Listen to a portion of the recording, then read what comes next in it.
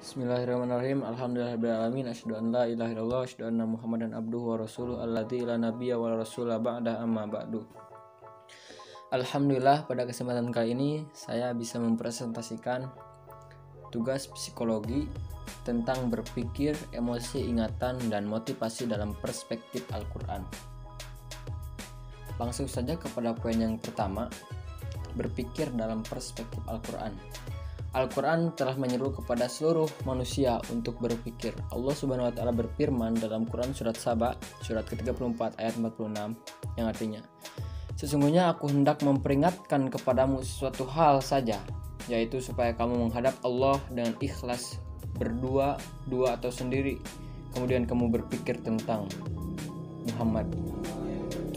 Allah Subhanahu wa Ta'ala menyuruh manusia berpikir tentang kosmologi, bentuknya, penciptaannya, dan pengaturan peredarannya.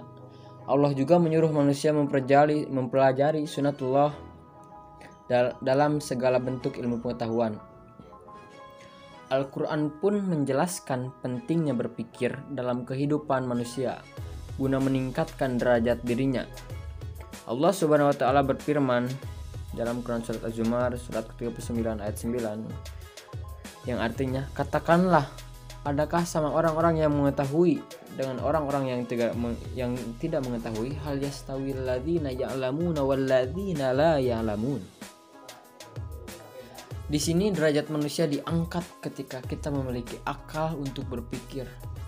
Karena pada hakikatnya manusia adalah hayawan atau hewan. Tetapi di sana ada tambahan kata, yaitu hayawatun natikun, hayawan yang berpikir atau hewan yang berpikir. Jadi apa bedanya kita dengan hewan apabila kita memiliki akal tetapi tidak digunakan untuk berpikir? Karena akal adalah suatu keistimewaan, suatu keunggulan kita untuk mengangkat. Bedanya kita dengan hewan itu, kita memiliki akal untuk berpikir.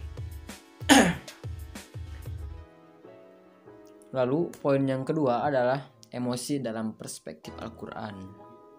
Takut atau emosi merupakan salah satu bentuk yang cukup berperan dalam kehidupan manusia.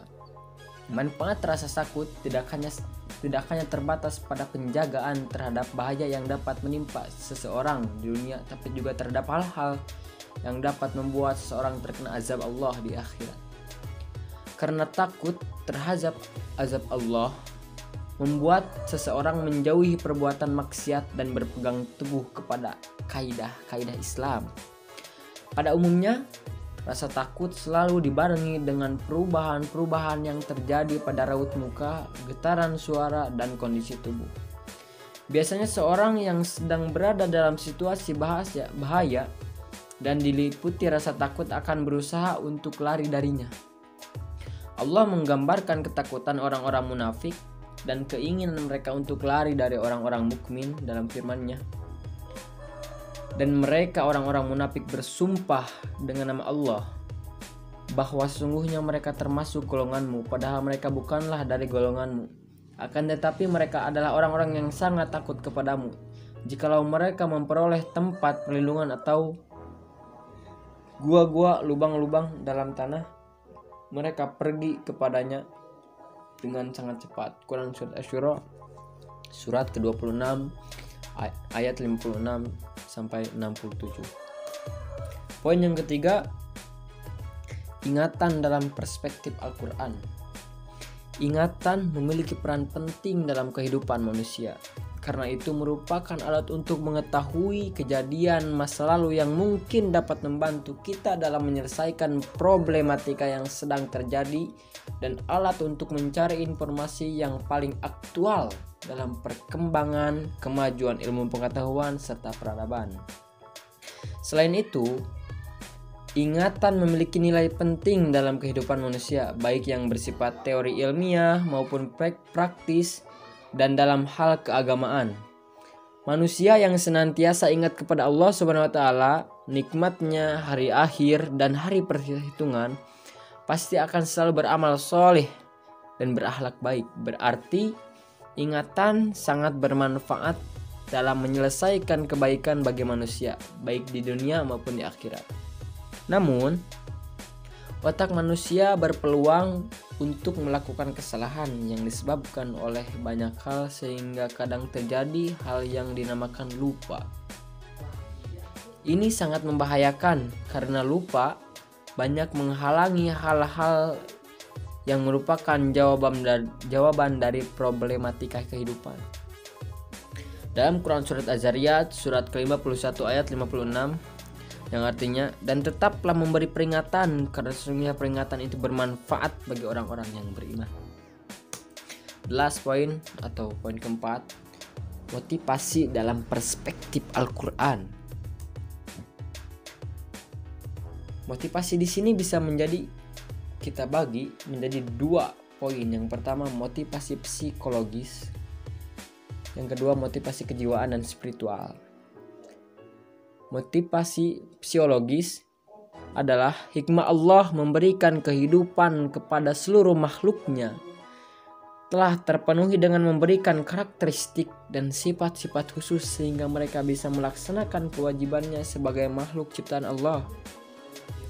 Allah berfirman dalam Quran surat Toha surat ke-20 ayat 50 yang artinya, Tuhan, kami ialah Tuhan yang telah memberikan kepada tiap-tiap sesuatu bentuk kejadiannya, kemudian memberikannya petunjuk.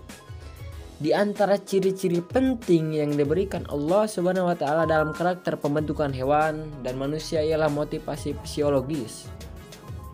Motivasi ini terbagi menjadi 2 macam. Pertama, penting untuk kelangsungan hidup seseorang.